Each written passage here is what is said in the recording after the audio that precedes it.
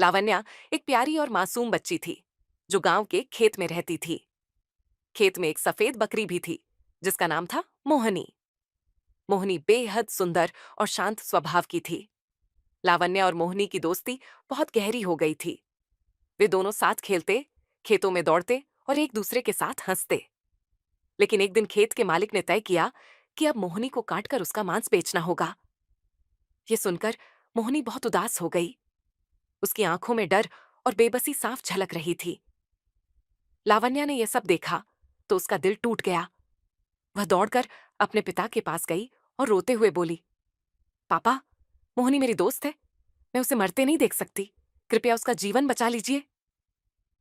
पिता पहले चौंके, लेकिन बेटी की मासूमियत और मोहनी के प्रति उसके सच्चे प्यार ने उनका दिल पिघला दिया। उन्होंने फैसला किया कि मोहनी को काटा नहीं जाएगा।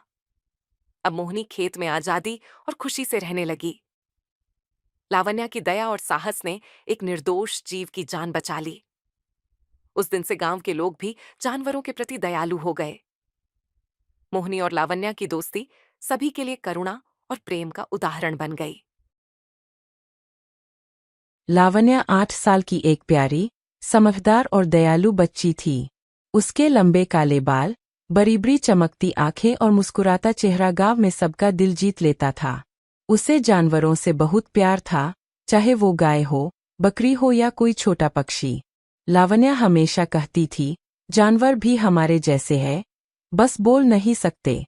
एक सुबह लावण्या अपने बगीचे में फूल तोड़ रही थी, तभी उसे झाड़ियों के पीछे से एक हल्की सी आवाज सुनाई दी, माँ, माए। वह दौड़कर वहां पहुंची तो देखा कि एक छोटा हिरन का बच्चा कांटों में फंसा हुआ था। उसके पैर में चोट लगी थी और वह दर्द से कराह रहा था।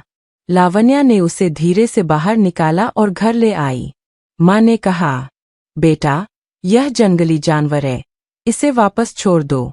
पर लावण्या बोली, माँ, जब तक यह ठीक नहीं हो जाता, मैं इसका ख्याल रखूंगी। वह रोज उसे दूध पिलाती, खाप पर दवा लगाती और प्यार से बातें करती। कुछ दिनों में हिरन फिर से चलने लगा। जब वह ठीक हो गया, लावण्या उसे जंगल के किनारे छोड़ आई। हिरन ने जाते जाते उसकी ओर देखा, जैसे कह रहा हो, धन्यवाद, छोटी परी। लावण्या मुस्कुराई। उस दिन उसने सीखा, सच्ची दया बिना बदले की उम्मीद के की जाती है।